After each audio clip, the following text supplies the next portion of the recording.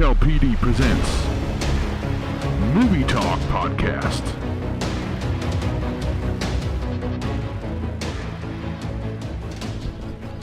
Hello, welcome to the 2Sweet movie show.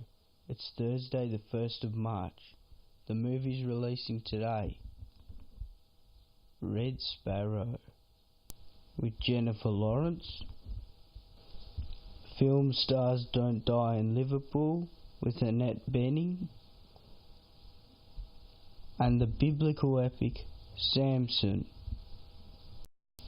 Now, I'm not sure. I might go and see these films later. I haven't really made up my mind yet. But yeah, today's special Oscars special event thing is today, because the Oscars are on Monday, and I haven't done a nomination show, so I can basically do a show, So yeah, basically the 2018 Oscars are on Monday, and I'm not sure if anyone's familiar with the nominations and everything, so I can read them out. I mean, you've got Best Picture nominations. I'm not sure if anyone's heard of Call Me By Your Name. It didn't go to my local cinema, so I didn't get to see it.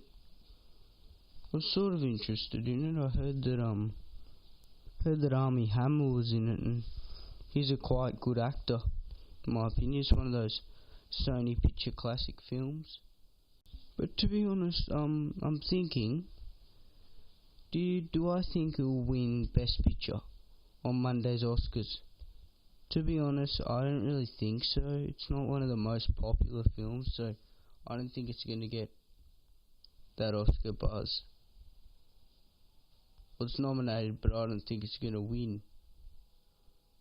Another film you've got there, The Darkest Hour, which is sort of a dark horse. You've got the guy who plays Winston Churchill, Gary Oldman. He's quite a popular actor, and it'll be one of his most popular films, that Darkest Hour thing. It's quite interesting about the history of all that, and I have a feeling it could win Best Picture. But there's so many better films out there. You never know, really. Basically the Oscars is like a luck of the draw,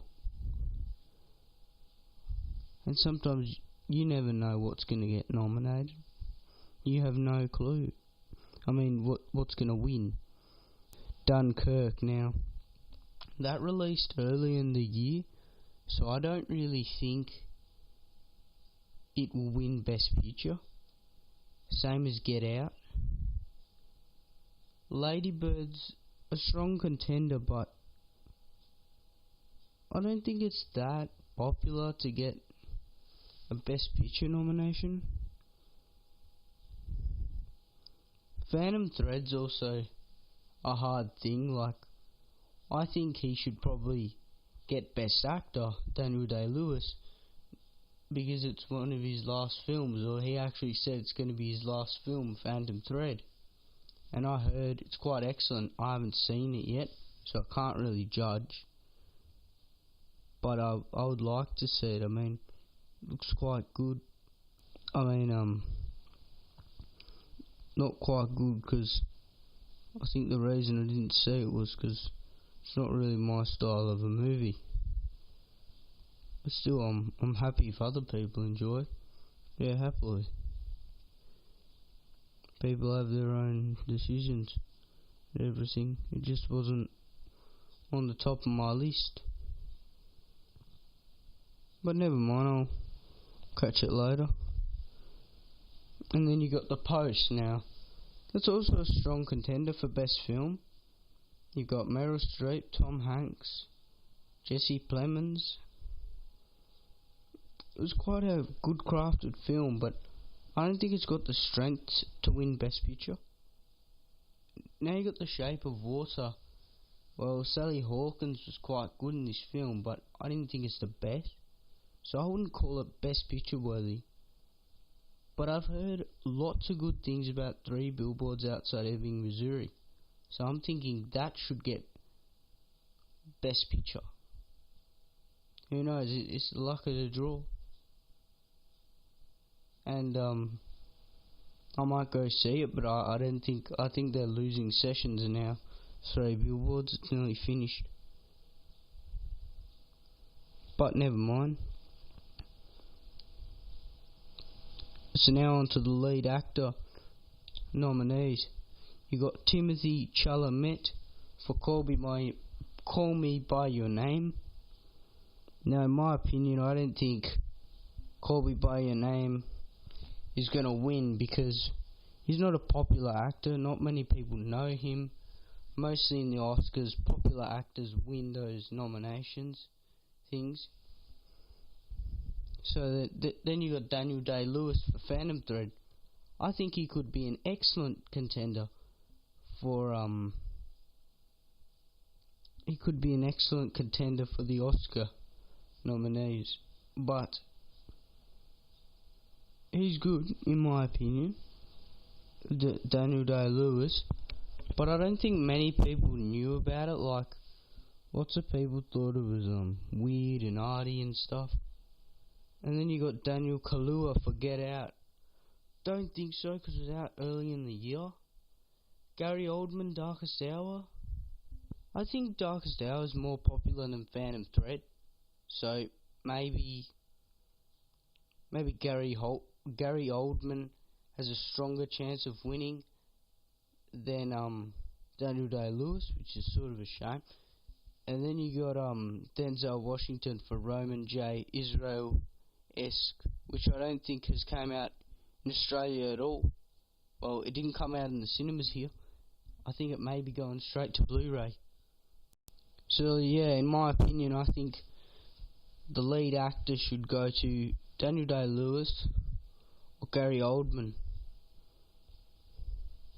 And then you got the lead actress. You've got Sally Hawkins, The Shape of Water.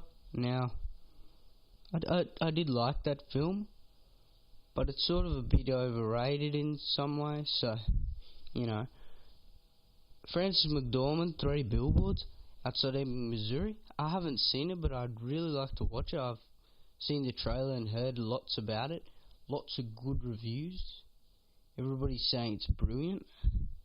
So wouldn't mind actually. Then you got Margaret Robbie, I, Tonya. Nah, when you got Frances McDormand there, I think Frances McDormand deserves her Three Billboards Oscar thing.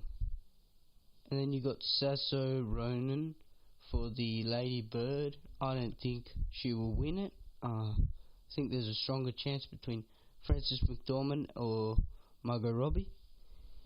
And then you got Meryl Streep. Now, she's won lots of Oscars, but I don't think this movie was popular enough to post to get her lead actress. That's a bit of a strong contender. Maybe it won't work out. So now on to supporting actor. William Dafoe, The Florida Project. I don't think The Florida Project will win any awards because I don't think it was strong in Australia, to be honest, and maybe not America either. Woody Harrelson, Three Billboards Outside Ebbing, Missouri. I wouldn't mind him getting that because haven't seen the film, but I'd like to see it because he's always one of those actors I've admired. Woody Harrelson's quite a good actor. And then you got Sam Rockwell also for Three Billboards Outside Ebbing, Missouri. So they're both strong contenders. Basically, should go to either Woody Harrelson or Sam Rockwell. Then you got Richard Jenkins for The Shape of Water. Nah, I don't think he'll win that. And Christopher Plummer, All the Money in the World. Yeah, he had a good performance, but it wasn't good enough. I think Three Billboards deserves more acclaim, probably, in my opinion. I mean, not in my opinion as such, in lots of reviewers' opinion. I can't judge it, but I'm just trying to do like an Oscars type of show, but I can't I can't really put my say on 3 Billboards because I haven't seen the film. And then you've got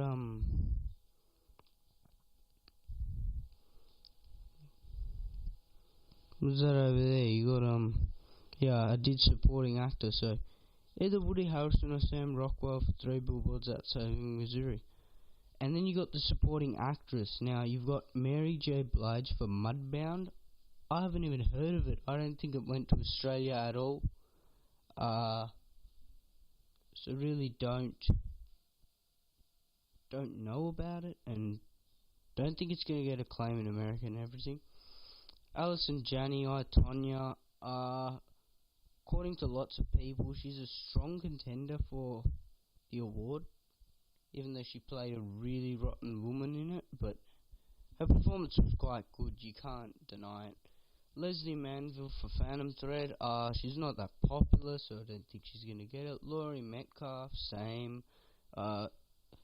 Octavia Spencer, yeah, she had a very good performance alongside Sally Hawkins in The Shape of Water. So I think either Octavia Spencer or Alison Janney will win the Supporting Actress Award. Then you got Best Director. Dunkirk for Christopher Nolan. It's a good nomination. But again, that movie was released early in the year, and lots of people say if movies are released early in the year, they get a less chance of winning. Which is sort of sad, because, you know, good films sort of don't get recognised as much. Well, they get recognised as a nomination, but they won't win it. But he's a very popular director. He made all those Batman films, Dark Knight, Interstellar. He's a very good director. And then you got Get Out, Jordan Peele. Don't think he's gonna get it because I don't know, it was a popular film, but not as popular. And then you got Greta Gerwig for Lady Bird. Don't think she'll get it either. Phantom Thread, Paul Thomas Anderson. No, according to me, no, I don't think so. The Shape of Water was Del Toro. Yeah, Shape of Water has a bit of a chance, I think, because Del Toro is a quite popular director, and I guess he would deserve if he got an Oscar award. And then you got Best Animated Feature, and you've got The Boss Baby as the first one. Now we all know Alec Baldwin's little comedy skits not gonna win at the Oscars. And then you've got The Breadwinner, which is a apparently it's quite a good foreign animated film. I haven't seen it, so I can't really judge, but I wouldn't mind seeing that film. And then you got Coco, which is a strong favourite due to Pixar and Walt Disney Studios. They win lots of awards from Oscars year after year after year. And what I'm surprised about is bloody Ferdinand is up for an Oscar award. I'm sure there's been better animated films than Ferdinand, and you had to put it in an Oscar nomination. That's quite sad. And Loving Vincent, haven't seen it, so can't judge really. Now on to animated short. You've got Dear Basketball, Garden Party, Lou, Negative Space, Revolting Rhymes. Haven't heard of any of them, so can't really judge, but so I have no idea which one will win. And then you've got Best Adapted Screenplay. Call Me By Your Name, James Ivory. Don't think he's gonna win it. I don't think The Disaster Artist, Scott Neustadter and Michael H. Weber will win it.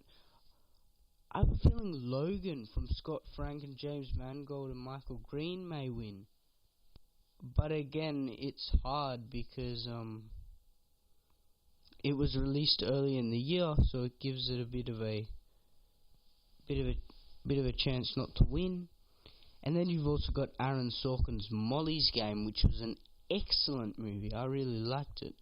alongside Logan. I like both of them actually. So I wouldn't mind if Logan or Molly's Game won. They were both really good. And Mudbound, haven't seen it, so I can't really comment. Then you've got the original screenplay. You've got The Big Sick, Emily V. Gordon and Kumail Nanjiani. I really do like that film, The Big Sick. It's quite a funny film. Quite enjoyable. Get Out with Jordan Peele. I think it's it's a contender, but I don't think they'll win it. Same with Lady Bird with Greta Gerwig. The Shape of Water has a chance with Del Toro and Vanessa Taylor. So does 3 Billboards Outside Ebbing, Missouri from Martin McDonough, which is quite an excellent writer. And then you've got Best Cinematography. You've got Blade Runner 2049, Roger Deakins. It's quite an excellent portrayed art film on screen, Blade Runner. So wouldn't mind Blade Runner winning it. Darkest Hour, Bruno Del Bono. Don't think he's gonna win for cinematography. Darkest Hour. It's really unlikely. Dunkirk, Hoyt van Hoytema. I think he could win because cinematography in Dunkirk was quite excellent, quite mesmerizing on screen. Mudbound, can't comment, I haven't seen it. The Shape of Water, Dan Lustener. Yeah, there's a bit of a chance there, but maybe not for cinematography. Now you're on to the best documentary feature. Abacus, Small Enough to Jail, Steve James, Mark Minion, Julie Goldman.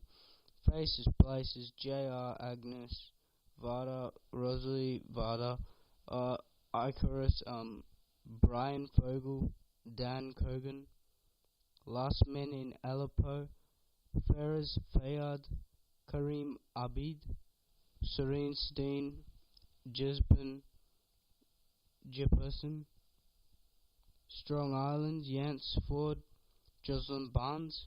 And then you got the best documentary short subject, Edith Eddy, Heaven is on a traffic jam on the 405, Heroin, Knife Skills, Traffic Stop.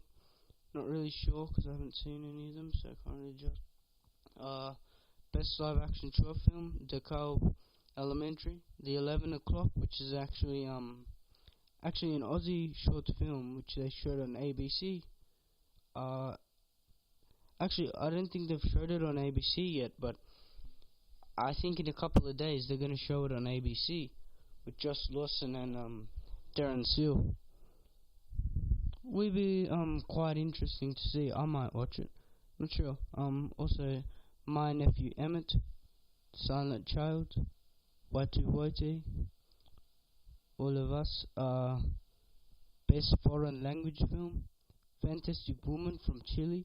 I know that's getting good reception here. I think there's playing it in quite a number of theatres, so I wouldn't be surprised if the Fantastic Women won best foreign language film at the Oscars.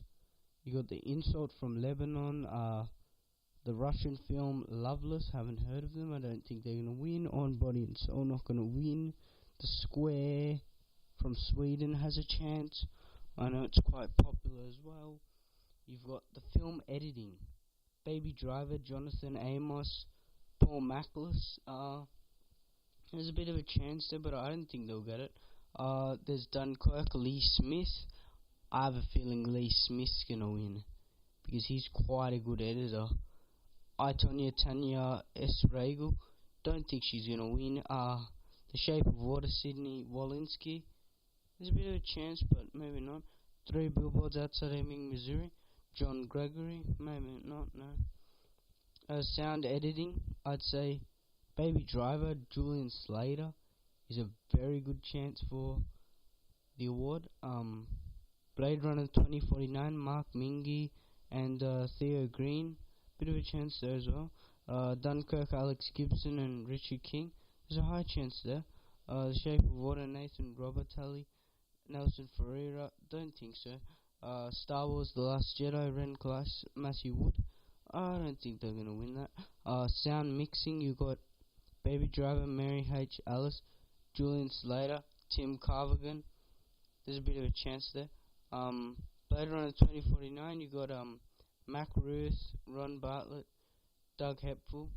For Dunkirk, you've got Mark Wayne Garton, Greg Landecker, Gary A. Rizzo. The Shape of Water, you've got Glenn Gauthier, Kristen Cook, Brad Zorn, Star Wars The Last Jedi, Stuart Wilson, Ren Kleiss, David Parker, Michael Semenik, don't think so. Best Production Design, Beauty and the Beast has a bit of a chance from Sarah Greenwood and Katie Spencer, but I think Blade Runner 2049 has a higher chance from Dennis Gassner and Alessandra Quazzola. Then you got The Darkest Hour, which is by Sarah Greenwood and Katie Spencer. Not really a chance. Dunkirk has a chance from Nathan Crowley and Gary Fettis. You got The Shape of Water, Paul D. Osterberry, Jeffrey A. Melvin, and Shane View. You've got the original score from Dunkirk, Hans Zimmer. I think that has a very good chance because that score from Dunkirk is quite interesting to listen to. It's quite nice. Phantom Thread, Johnny Greenwood. I don't think he'll win. The Shape of Water, Alexandra Desplat. There's a bit of a chance there. I think the music in Shape of Water, the score was quite interesting. But also Star Wars The Last Jedi, John Williams' score was quite excellent as well. 3 billboards outside of Ebbing, Missouri. I don't think Carter Burwell's going to win it for score. And they've got the original song. You've got Mighty River from Mudbound, Mary J. Blige. I don't think they're going to win because it's not that popular. And then you got Mystery of Love from Call Me By Your Name. Don't think so. Remember Me from Coco, Kristen Anderson Lopez and Robert Lopez. There's a bit of a chance there, I guess. Coco has some nice songs. And then you got Stand Up For Something from Marshall, Diane Warren and Common. This Is Me from The Greatest Showman, Benj Pasek and Justin Paul. There's a lot of a chance there as well. You've got Makeup and Hair, Darkest Hour, Zezu Rio Tuzji, David Malinsky, Lucy Sibic. I think that Darkest Hour has a chance for Makeup and Hair. Victoria and Abdul, Daniel Phillips and Lou Shepard, and Wanda Argent-Tootin. You got costume design, Beauty and the Beast, Jacqueline Duran. There's a bit of a chance there, I think. Darkest Hour, Jacqueline Duran. The costumes in that is quite interesting, I believe. Phantom Thread, Mark Bridges. Well, they also could win costume design because it's more like a fashion film, I've heard. Like a fashion, all about clothes. And then you got The Shape of Water, Louis Sicria. I guess there's a chance. Victoria and Abdul, Consolata Boyle. And the visual effects, which goes to Blade Runner 2049, John Nelson, Paul Lambert, Richard R. Hoover, Jared Nefzer. And then the Guardians of the Galaxy Volume 2, Christopher Townsend, Guy Williams, Jonathan Faulkner, Dan Sudik. And then you got Kong Skull Island, Stephen Rosenbaum, Jeff White, Scott Benzer, Mike Menendez, Star Wars The Last Jedi, Ben Morris, Mike Molland, Chris Cobbold, Neil Scanlon, War for the Planet of the Apes, Joe Letty, Dan Lemon, Daniel Barrett, Joel Wist. So there you go. That has it. That's my quick Oscar nominations time. Yeah, next time when I see you on the program, we'll be talking Oscar winners, who won them and everything, and also some movie reviews, which will be on the next week's program. But now onto the Razzie nominations. I'm not sure if anyone's familiar with them, but Razzies are the worst films of basically 2018. It would be this year. So basically, any movies which are really forgetfully bad become the nominations for the films.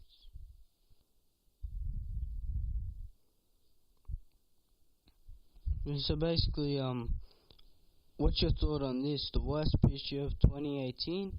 The nominations are Baywatch.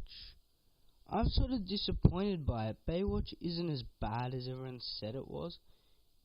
It's really funny at times, and it's comedic. It's very funny. And of course, because of Dwayne Johnson and Zac Efron's performance, even Priyanka Chopra, but her performance was a bit of a letdown. But Alexandra Daddario, no, she killed it in that. Then you got the Emoji Movie, which is really shit, and I'm happy it's on a Best Picture thing. I hope it wins that Razzie Award. 50 Shades Darker, you got that. You got The Mummy. It was okay. I remember seeing it in the cinemas. Transformers Last Night was also okay. The worst actress, Katherine Heigl, for Unforgettable. To be honest, I haven't seen Unforgettable, so I don't have a clue. Then you got Dakota Johnson for 50 Shades Darker. Jennifer Lawrence, Mother, didn't see Mother. Tyler Perry for Boo 2, A Madea Halloween. I think I saw one of those Madea films, and they're really painfully bad, so I don't think I'm going to watch another one of Tyler Perry's type of movies. Emma Watson in The Circle, I think was out limited release in Australia. I was going to go see it, but I clearly didn't, so I haven't seen it yet. And now you're on to Worst Actor. You got Tom Cruise, The Mummy. His acting was okay in that. Johnny Depp for Pirates of the Caribbean, Dead Men Tell No Tales. I haven't seen it. Jamie Dornan, 50 Shades Darker. Zac Efron, Baywatch. No, he was funny in that. Mark Wahlberg, Daddy's Home 2. He was funny at times, but I guess it wasn't his best performance. Like, he was better in All the Money in the World, for example. And then Transformers Last Night. It was alright in that as well. And then you got Worst Supporting Actor. Javier Bardem for Mother and Pirates of the Caribbean, Dead Men Tell No Tales. Yeah, he had a bad year, didn't he? No good movies, I don't think. But Mother, apparently some people like Mother, but lots of people think it's strange and very weird. Now you got Russell Crowe, The Mummy. Russell Crowe is really not his best performance in that film. Josh Duhamel for the Transformers The Last Night. I'm pretty sure he's in lots of these Transformer films now. He plays like a minor role on the side, but I guess it wasn't too great. Mel Gibson, Daddy's Home 2. He was funny at times, but yeah, he was pretty cringeworthy, I guess. Anthony Hopkins, Collide. I haven't seen Collide. Transformers Last Night. No, he doesn't put his best performance in a Transformers film. Sort of understand why they put it there. Worst Supporting Actress, Kim Basinger, 50 Shades Darker. Sofia Boutella, The Mummy. Yeah, so The Mummy, you got another nomination for The Mummy here, which goes to Sofia Boutella. Yeah, she played The Mummy and she was alright at it. She wasn't the worst performance, but I'm sure Laura Haddock was better, the British lady who was in Transformers The Last Night, which is, much better film than The Mummy in my opinion. Goldie Hawn, Snatch was crap. Susan Sarandon, Bad Mum Christmas, I avoided it, didn't want to see it. You got Worst Screen Combo. Basically any combination of two characters, two sex toys, or two sexual positions, 50 Shades Darker. Any combination of two humans, two robots, or two explosions, Transformers Last Night. Any two obnoxious emojis, Emoji Movie. Johnny Depp and his worn out drunk routine. Pirates of the Caribbean, Dead Career, Tell No Tales. Oh, I see what they did there. Tyler Perry and either the ratty old dress or worn out wig. Well, that's very true because he plays in the same freaking movies. And then another nomination thing, worst remake, rip-off or sequel. Baywatch, that's a bit too harsh, isn't it? It really wasn't that bad.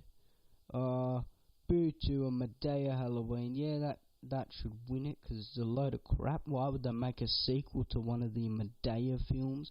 Have they freaking lost their brain? And then you've also got 50 Shades Darker, The Mummy, which was okay. It wasn't the best, but Transformers Last Night was better. And then you got the worst director, Darren Aronofsky for Mother, which is quite expected because lots of people hated Mother. And I can't really comment because I didn't see Mother. I heard that it was very strange, and I didn't really avoid it, but I basically chose not to see it. We can put it that way. And then you've got Michael Bay for Transformers Last Night. Well, it's not really a surprise because he goes on the nominations every year. James Foley, 50 Shades Darker. Alec Kurtzman for The Mummy. The direction wasn't there, I can tell, so it's pretty expected. But Anthony Tony Leonardis for the Emoji Movie. Well, that's expected because it's bullshit, the Emoji Movie. It's a load of crap. And apparently, yeah, he's a load of crap. And it has crap in it as well because bloody Patrick Stewart plays the poop emoji. What stupid tripe. And basically, the Emoji Movie is just an excuse of a family movie or something.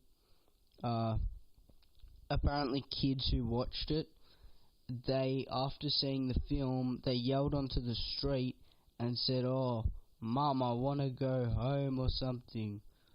Like their movie, like the bloody Emoji Movie traumatized them. And it's aimed at kids. It must be aimed at no people whatsoever. Yeah, another nomination, worst screenplay, Baywatch. Come on, there was a story there. There was a better story than the freaking Emoji Movie.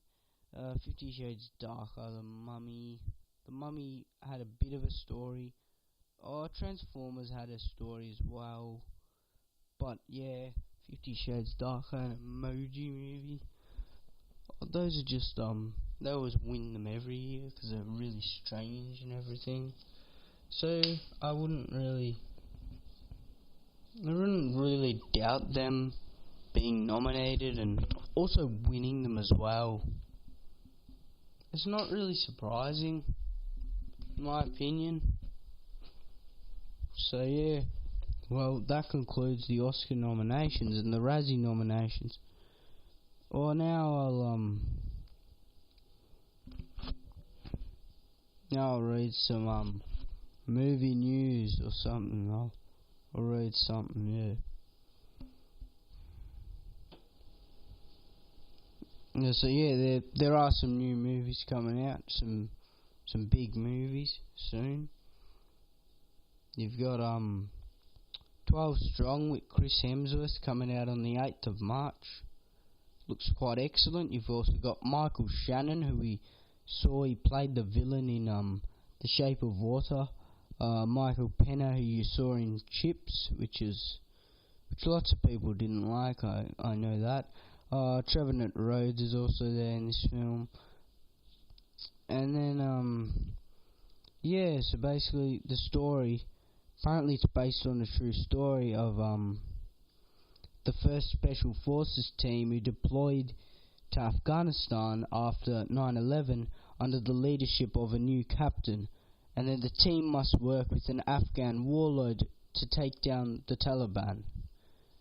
Yeah, this film has promise. I mean, I've seen the trailer lots of times, and they was advertising on TV and everything, and you know, it looks like an interesting film. It's from the writers who made Red Dragon, and that was the writer Ted Talley. And then you got another writer on board who made The Town, that Ben Affleck heist film, which was quite excellent. I'm not sure if anyone remembers it. It was from 2010. Quite a good film if you haven't checked it out. And then you got Bloodfather. He also wrote Bloodfather, which was Mel Gibson's comeback vehicle in 2016. Hunger Games Mockingjay Part 1 and Part 2, he also wrote those. So, it's quite an interesting film to see. I wouldn't mind seeing it, actually. 12 Strong. Apparently it's like a family story, and then they go to the war and everything. Yeah. And then another movie coming out on the 8th of March, we've got The Mercy, which stars Colin Firth and Rachel Weisz.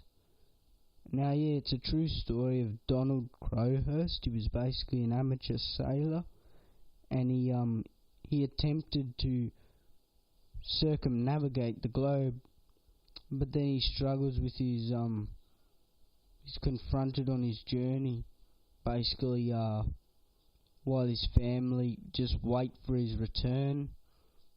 And apparently it's one of the biggest mysteries of time, yeah. It's just one of those old stories, but no, like it happened a couple of years ago. A couple of maybe 20 years ago or something, 20, 30. Yeah, it's not that recent, the what happened to him. And then you've got it's from the director of Theory of Everything, which is quite excellent. Not sure if you remember Eddie Redmayne and Felicity Jones. And then you got writer Scott Z. Berg, who made Burns. He made that film. Oh, he actually made The Bourne Ultimatum. Oh, that's a good film. Because Matt Damon's awesome, isn't he? Bloody Bourne Ultimatum, such a good movie. Also from the writers of Side Effects, which starred Channing Tatum and Rooney Mara. Quite interesting, that Steven Soderbergh movie, and also writers of Contagion. I both like those films. So one of them with Matt Damon, and another one also from the writers of The Informant, which also starred Matt Damon. About the US government. It was a crime comedy in 2009. So yeah, looks quite good actually. The Mercy. Go and check it out soon, basically. Looks nice.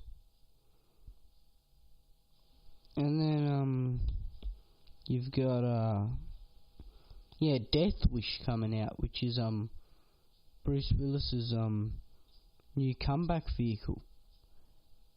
Yeah, I say that because I'm not sure if people are familiar with his previous work. Basically, since Red 2 and G.I. Joe Retaliation, which is probably the last films you saw him in the cinema, he's basically been going straight to VOD, which is video on demand, and direct to DVD, which you see at JB Hi-Fi, your local DVD store. Like he made one only a month ago. There was Acts of Violence. Last year he made Once Upon a Time in Venice and First Kill. The year before he made Maradors, Precious Cargo, Extraction, Vice, The Prince, and all those type of films. And those type of films are really rubbish in lots of people's opinions, because Bruce Willis only acting in them to get a paycheck. He basically stars in them for 10 minutes on maximum, and the other actors who act in it are basically the main actor, and he just gets a supporting role or cameo, they like to say, like 5-minute cameo, and then they put him on the front cover to basically sell the DVD. But yeah, Death Wish is his first film to actually have him in action and have him fighting and everything, have him as a main lead, which we haven't seen for a while. So Bruce Willis fans are going to be very excited when it hits cinemas, which is on the 8th of March, which I can't wait for. Quite exciting. It's the story based on Paul Kersey. If you've seen the original Charles Bronson films, that's what the remake's about. Yeah. And then you got what was I gonna say? He's been working with John Cusack and 50 Cent recently. Like, don't people think that's like the bottom of the barrel? It quite is, to be honest. Actually, the first film he basically starred in was he was not the main lead, but I think it was his last cinema film. There was Sin City: A Dame to Kill For, where he played Hartigan in 2014, and then there was Split in 2016, but he's uncredited, so he was a cameo. But really, on the big screen, we had a big year for him. He was on the action movie G.I. Joe Retaliation, which stars Dwayne Johnson, Channing Tatum, and Bruce Willis. He was a cameo role in that one. And then you've got A Good Day to Die Hard, where he basically got his role again as John McClane with Aussie Jai Courtney, and yeah, it wasn't that much of a hit, to be honest. And then that other one, Red 2, with Helen Mirren, John Malkovich, Anthony Hopkins, Mary Louise Parker, and Catherine Zeta-Jones. And then in 2012, he did Moonrise Kingdom, Fire with Fire, another direct-to-DVD flop. Looper, which was one of his biggest hits, where he was with Joseph Gordon-Levitt, Emily Blunt, and Jeff Daniels. Then you got he was in The Expendables 2 as a cameo as well. The Cold Light of Day, he was also a cameo in that film. So lots of his films he's been recently acting in. He's only had 5-minute to 10-minute, 20-minute roles maximum. Like Lay the Favourite, which he starred with Vince Vaughn and Rebecca Hall and Catherine Zeta-Jones. Apparently he wasn't in it for that long either. They put him on the cover as the main character. It's just this little marketing ploy. They do it every time. It's quite annoying now. Even in 2011 he was into direct-to-DVD flops. You've got Catch Got 44, and you're like, what the hell is that? I've never even heard of it. Well, Malin Ackerman, Forrest Whitaker, and then also in 2011 he was in Setup, which had Ryan Phillippe, and 50 Cent, and Jenna Dewan Tatum, which is Channing Tatum's wife. Why would she want to star in that Setup crap? Well, I've actually seen Setup and it's quite cringeworthy. It's bloody same, diamond heists and everything. It's no new plot. Script is bad, bloody writing is shit. That's what happens, doesn't it? People just don't use their brain these days in the writing studio. He's been in Cop Out, Expendables was a cameo, Red, Surrogates was quite excellent. Even the movie he was in, Assassinations of a high school president, they put him on the front cover and mislead it as an action movie when it's one of these movies in a school about some school thing. Mate, how bad can it get? Seriously, it's quite a joke.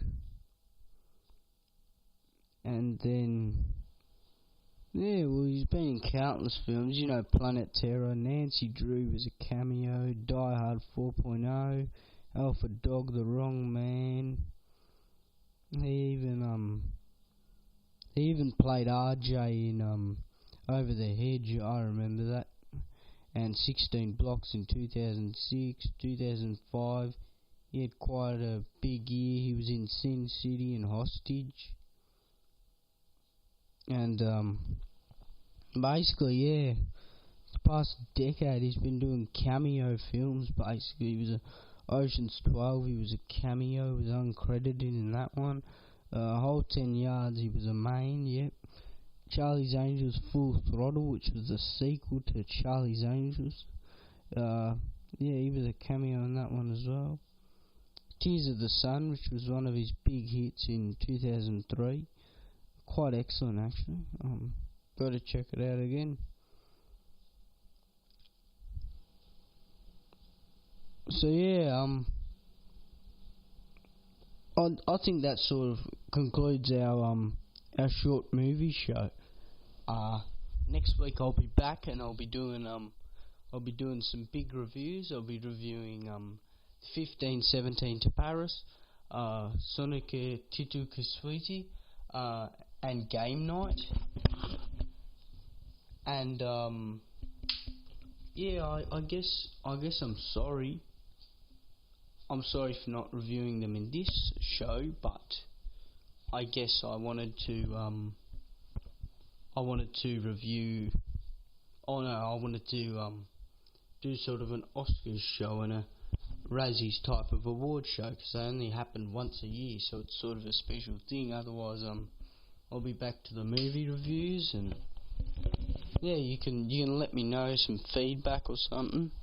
You can let me know if you want to hear more award stuff. I know there's British awards all the time. You got the SAGs, you got all these other awards. There's always awards happening all around the country. The Cannes, everything. I can keep reporting on everything if you want me to. I mean, I'm happy to. Don't have a problem. But I was just going to focus on the big awards, but it's fine by me. So I think I'm going to sign off for 2Sweet movie reviews. See you later.